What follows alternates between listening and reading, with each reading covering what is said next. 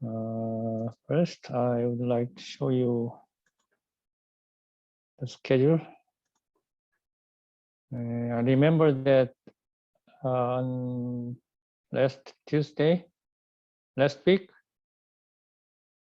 I stopped during my lecture. I guess Adib already did the discussion session.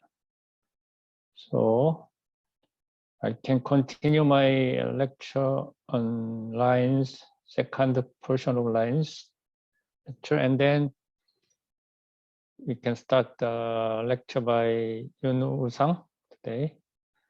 And if we have a time, then we can continue on discussion led by Woo Sung-min. That is probably the schedule for today.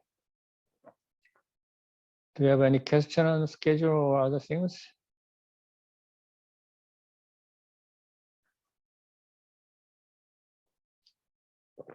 No, then we can continue my lecture. I guess I stopped here. Do you remember where I stopped last week?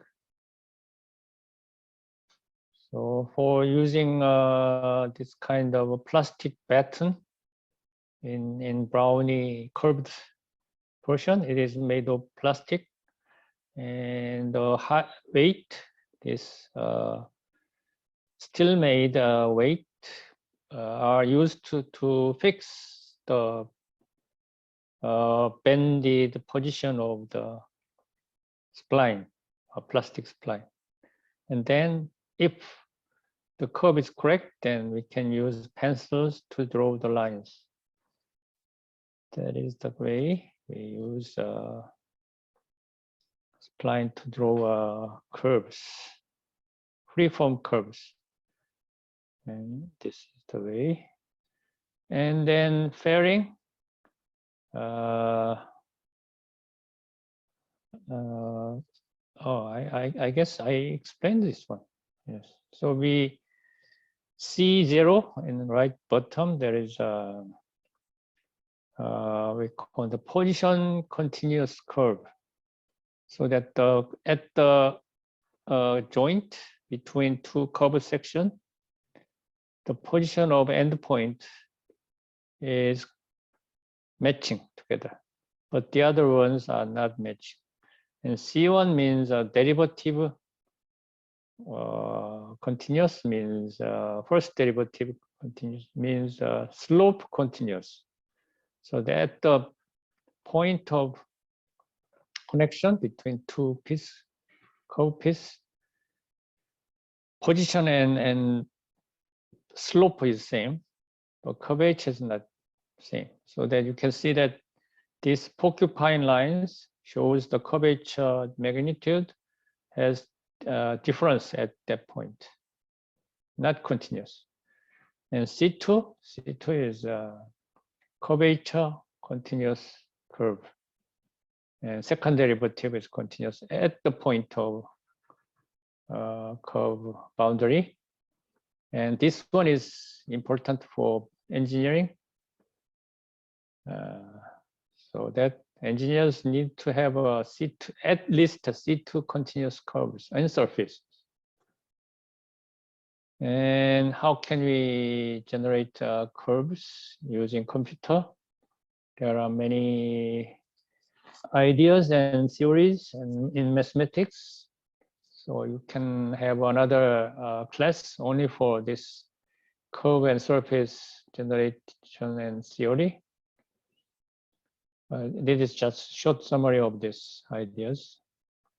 And explicit equation and parametric equation, two different ways of representing curves in the computer. So parameter, you know that parameter, usually parametric method is used for the engineering curve generation and surface generation rather than explicit. We are more experienced with the explicit equation of curves when we learn mathematics in high school, but parametric equation is not popular in in school days, high school days, mathematics. But in computer, parametric representation is more popular. And there are different properties to each representation of curves of spline, Hermite, Bezier, B-spline, and nerves. And then also at the beginning, how can you start the curve, how to generate the curve? One idea is interpolation. So this one can be an interpolation. So by pinpointing of using the weight, still weight, we may make the curve pass through the given point, set of points. But that we call the interpolation. So given point and curve is passed through that point. Approximation is different. The curve does not pass through exactly the point, given point. When we have a lot of points, then we cannot pass through all the points. When you say something like a measurement, the measured data, each measured data can be corresponding to one point, and there are a lot of points. There is a trend we can see. So approximation can give you a nice trend curves. So Hermite spline that is given by two endpoint. Here is P0 and P1, one segment, and position of two endpoint and two slope of that at the endpoint. Then we can calculate by using these four parameters.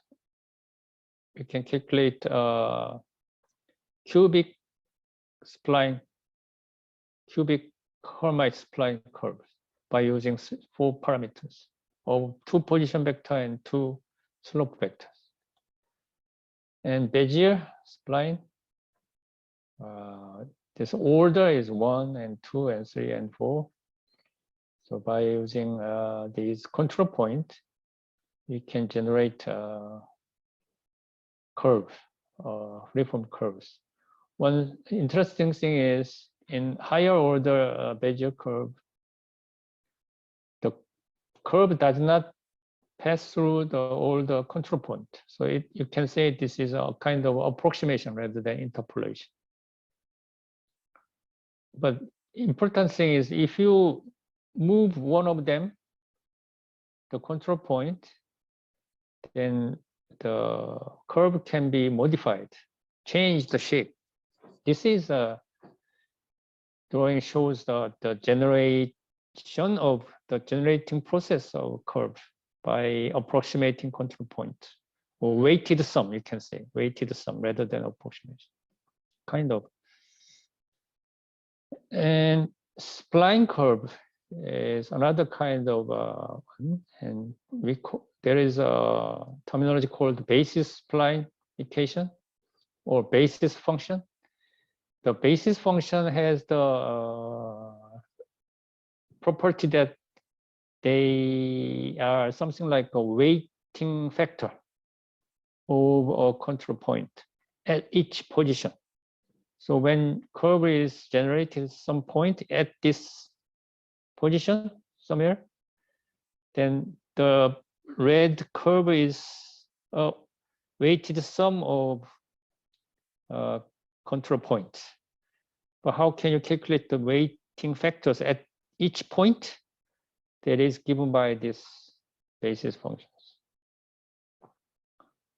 So basis function is approximating the control point to generate a spline. So the B is the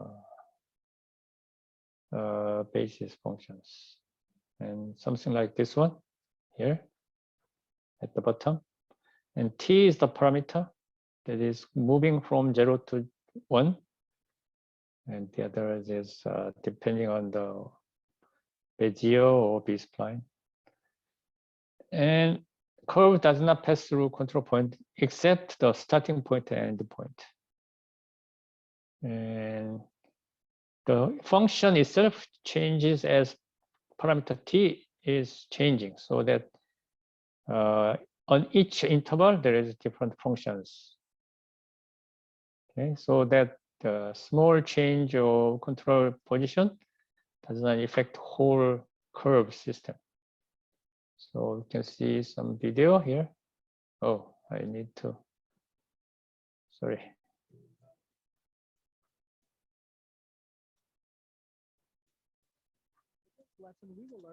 NURBS, objects, and modeling. NURBS stands for Non-Uniform Rational B-Splines. NURBS are useful for very smooth objects or when you need an exact surface. A NURBS object always has 4 sides and is made of mathematically created curves which are defined by control points. An individual control point does not show where that surface will be, but it is averaged with the surrounding points to create a curved surface. This means we cannot directly edit the surface. If we pull a control point, the surface will only move a little bit because we are averaging the change. To create complex objects using NURBS, we have to create many individual NURBS objects, often called patches. A common issue when working with NURBS is visible seams or breaks in the otherwise smooth surface between patches. But with care and correct workflows, we are able to hide the seams between patches so that this multi-patch object looks like a single surface. These difficulties mean that NURBS are rarely used in the computer graphics world, but it is often used in engineering and product design because of the very precise nature of NURBS. If you need to create a very smooth object or mathematically exact surface, try using NURBS. All right. Okay. Question?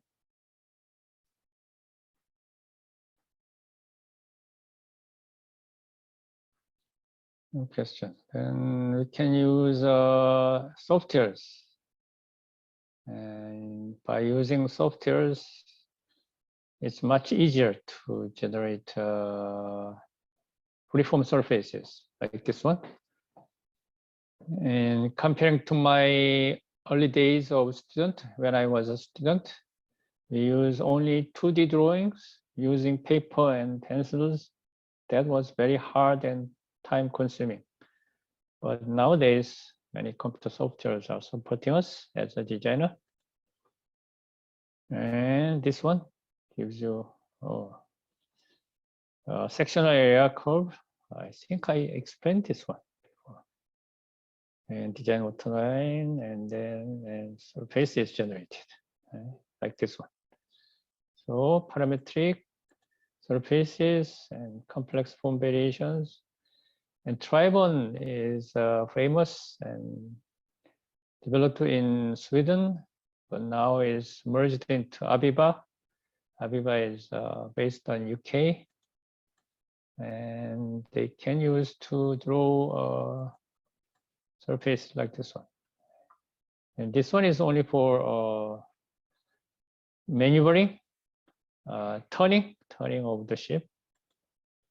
And this is the calculation of hydrostatics or volume or area to calculate weight. And CATIA is not famous for shipbuilding. It is famous for automotive engineering. But nowadays it is used for generating surfaces for ships like this one. And easier is coming from University of Seoul National University. They developed, and then now it becomes a small company, venture company. They are maintaining and selling this software. And easier has interface to import other data coming from other software, and also then deliver after modifying or designing to another CAD system like this one. In the Tribon is at the top, right? AutoCAD is there. Right. I guess I explained this one, but nobody answers to me. So that question?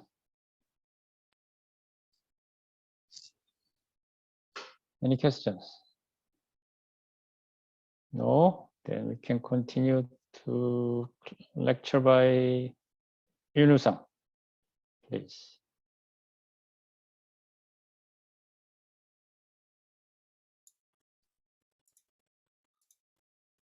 화면 공유 권한 주셔야 될 것 Right. 같습니다.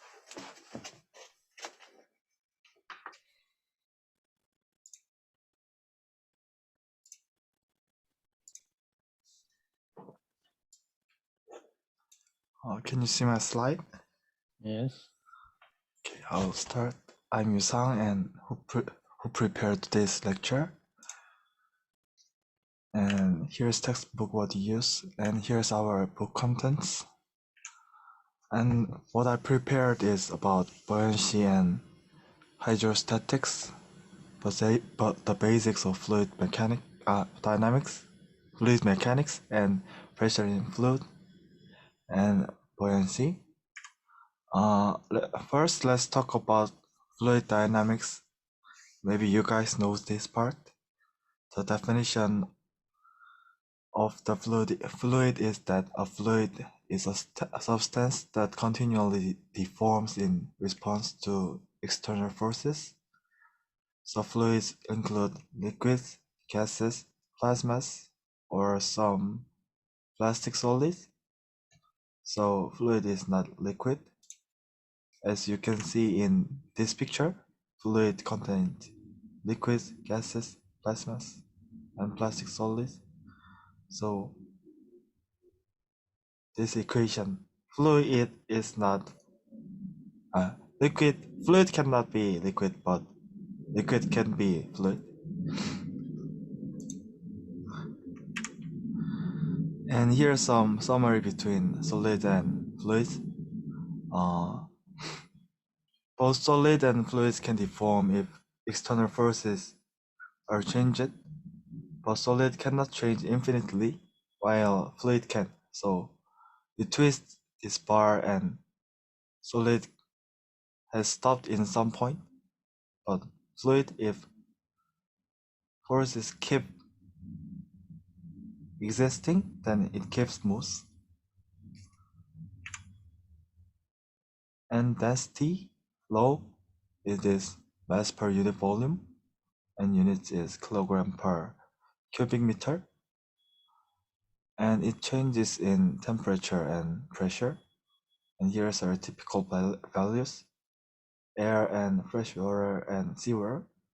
So this density is, seawater is 833 times bigger than air. So this is one of the big differences between hydrostatics and aerodynamics. Hydrodynamics and aerodynamics.